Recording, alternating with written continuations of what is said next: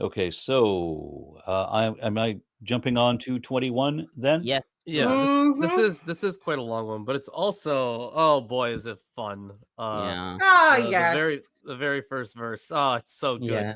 Yes, let's Ah. just talk about the very first verse for a moment. I have commentary on that one. Satan stood up against Israel and incited David to count the people of Israel. I'm a little confused as to how Satan stood up.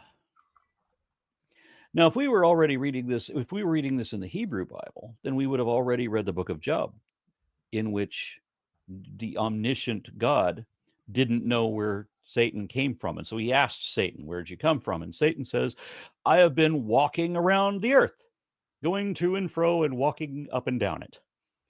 How is Satan standing up here and walking here? And then in Zechariah 3, Satan is depicted as standing at the right hand of Joshua. And in Revelations, I think it's 9, Satan is depicted as standing on the beach. Do we see a theme here? So He stands up or stood up, and he's standing and he's walking, and all of this seems impossible for someone who was cursed to crawl on his belly for all the rest of his days. sure, I see what you're getting at. Yeah. Yeah. Uh, few things. So the the word Satan means adversary. Uh, I do have Um, a video on my channel uh that it's called Satan is not God's enemy.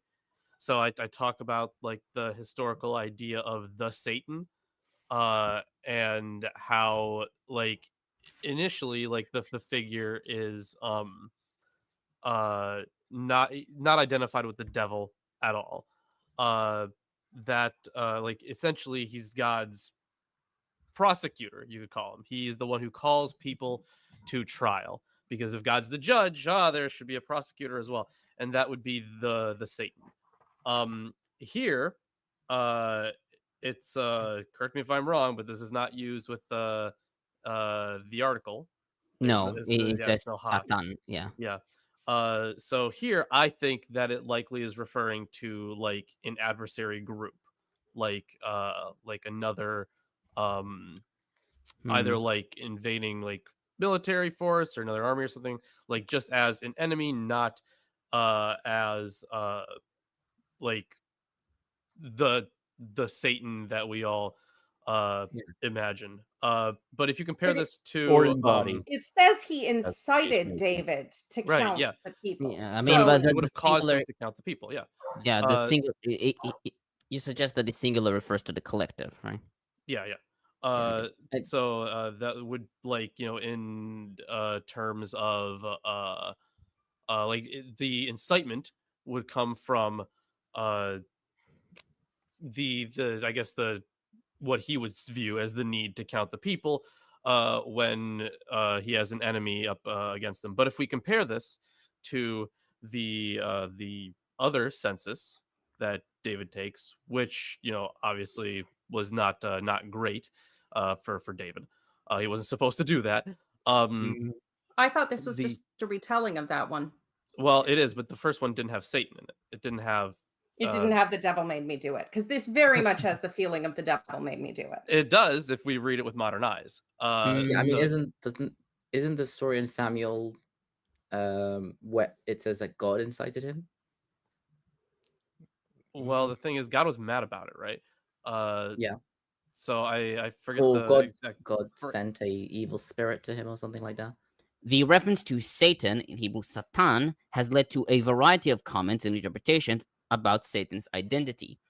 The traditional understanding is that Satan is a proper name. Yafet notes that this idea is based on several references to Satan in Job 1 and 2, where Satan is one of the sons of God who turns God against Job, and in Zechariah 3, in which Satan is depicted as a prosecutor in Yahweh's court. Although this view is shared by most commentators like Klein, Dirksen, Silman, and Johnstone, Knobres writes that Satan is normally an indefinite noun, as we see in Numbers 22 and 32, and 1 Samuel 29:4, 2 Samuel 19:23, which is 22 in the Old Testament, etc., which leads to some scholars, like Yafet and Day, to take Satan as an indefinite noun for an adversary. Yafet also writes that the adversary is a human adversary, a view shared by PSGD, since in verse 1, Satan doesn't appear in the divine realm, and his incitement is against David, rather than against God. Dirksen and Klein, however, note that the use of the verbs such as vaya'amod al and vayaset indicates that the use here must be seen against the background of Zechariah 3:1 forward and Job 2:3, and thus refers to a supernatural tempter or accuser. 2 Samuel 24:1 reads, "The anger of the Lord again flared up against Israel, and he incited David against them." Dirksen notes that some scholars, like Rudolph and Myers, suggested that the writer wants to exempt David. He writes, however, that this is unlikely in view of what follows, where David's guilt emerges unambiguously. He writes that the most probable view is that the writer, quote, wanted to tone down the text of 2 Samuel 24, where God incites David to a sin for which he is later punished. Not God, but Satan incited David to the senses, though Satan, as God's servant, can act only within the framework determined by God, end quote. Targum combines both readings, quote, "The Lord raised up Satan against Israel," end quote. I just want to be clear about something, that the Lord raised up Satan against Mhm. Israel. That's Yeah. the Targum reading. Okay.